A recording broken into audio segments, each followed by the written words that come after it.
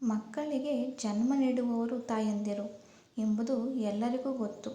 ತಾಯಿಯು ಮಗುವನ್ನು ತನ್ನ ಹೊಟ್ಟೆಯಲ್ಲಿ ಹಲವು ದಿನಗಳ ಕಾಲ ಹೊತ್ತುಕೊಂಡು ಸ್ವಲ್ಪ ಸಮಯದ ನಂತರ ಹೆರಿಗೆಯ ನೋವನ್ನು ಸಹಿಸಿಕೊಂಡು ಮಗುವಿಗೆ ಪ್ರಪಂಚದ ಬೆಳಕನ್ನು ನೀಡುತ್ತಾಳೆ. ಅದರ ನಂತರ ತಾಯಿ ಮಾತ್ರ ಮಗುವಿನ ಪೋಷಣೆ ಮತ್ತು ಆರೈಕೆಯನ್ನು ನೋಡಿಕೊಳ್ಳುತ್ತಾರೆ. ಆದ್ದರಿಂದಲೇ ಜಗತ್ತಿನ ಎಲ್ಲ ಸಮಾಜಗಳು ಅಮ್ಮನನ್ನು ಆರಾಧಿಸುತ್ತವೆ. ಆದರೆ ಇದು ಪ್ರಕೃತಿಯಲ್ಲಿ ಸಂಪೂರ್ಣ ಪರಿಕಲ್ಪನೆಯಲ್ಲ. ಪ್ರಾಣಿಗಳಲ್ಲಿ ಪುರುಷ ಪ್ರಾಣಿ ಗರ್ಭಧರಿಸುತ್ತೆ. ಜಗತ್ತಿನಲ್ಲಿ ಹಲವು ಬಗೆಯ ಪಕ್ಷಿಗಳಿವೆ.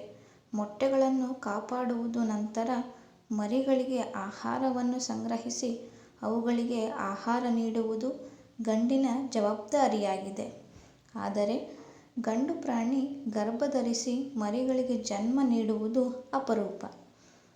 ಪ್ರಾಣಿ ಜಗತ್ತಿನಲ್ಲಿ ಅಂತಹ ಒಂದೇ ಒಂದು ಕುಟುಂಬವಿದೆ.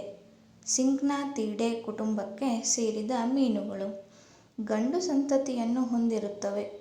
ಅವು ಮುಖ್ಯವಾಗಿ ಸಮುದ್ರ ಕುದುರೆಗಳು. ಇದನ್ನು ಪೈಪ್ ಫಿಶ್ ಅಥವಾ ಸಮುದ್ರ ಡ್ರ್ಯಾಗನ್ಗಳು ಎಂದು ಕರೆಯುತ್ತಾರೆ.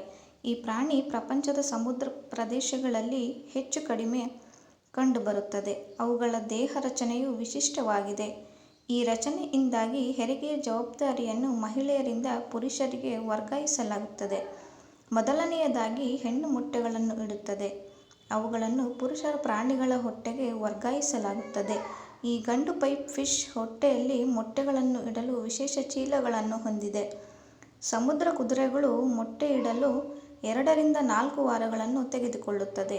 ಇದು ಒಂದು ಬಾರಿಗೆ 50 ರಿಂದ 1000 ಶಿಶುಗಳಿಗೆ ಜನ್ಮ ನೀಡಬಲ್ಲದು. ಈ ಹೆರಿಗೆ ನೋವು 12 ಗಂಟೆಗಳವರೆಗೆ ಇರುತ್ತದೆ. ಹುಟ್ಟಿದ 2 ರಿಂದ 3 ವಾರಗಳ ನಂತರ ಅವು ಸಮುದ್ರದಲ್ಲಿ ತೇಲುತ್ತವೆ.